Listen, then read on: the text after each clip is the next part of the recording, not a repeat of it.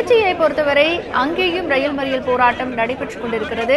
நேற்று தண்டுவாளத்தில் விவசாயிகள் அனைவரும் குடில் அமைத்து தங்களுடைய எதிர்ப்பை பதிவு செய்தார்கள். இப்பொழுதும் ஏகப்பட்ட விவசாய சங்கங்கள் தற்பொழுது அங்கே போராட்டத்தில் ஈடுபட்டுக் கொண்டிருக்கக்கூடிய காட்சிகளை பார்த்து வருகிறோம். அங்கே நிலவரம் எப்படி இருக்குது எமது செய்தியாளர் விஜயகோபாலிடம் கூடுதல் தகவல்களை கேட்கலாம். விஜயகோபால், சொல்லுங்க, இப்ப திருச்சியை பொறுத்த வரைக்கும் இன்றைக்கு எந்தெந்த இடங்கள்ல ரயில் மறியல் போராட்டம் நடைபெற்றுக் கொண்டிருக்கிறது?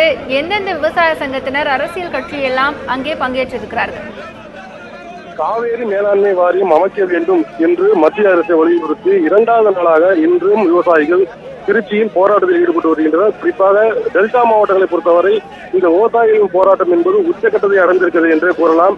ஏனென்றால் இவருடைய போராட்டம் ஒரு உணர்வுபூர்வமான, உணர்ச்சிகரமான போராட்டமாக அரங்கேறி வருகிறது. நாம் தற்போது நின்று கொண்டிருக்கும் இடம் என்பது திருச்சி லால்குடி அருகே உள்ள புள்ளம்பாடி பகுதி.